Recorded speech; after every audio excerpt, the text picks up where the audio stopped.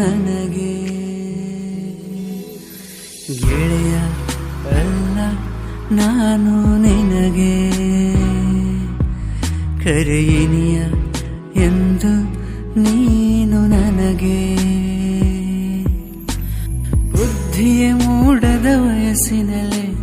ಪ್ರೀತಿಯ ಮೂಡಿಸಿದೆ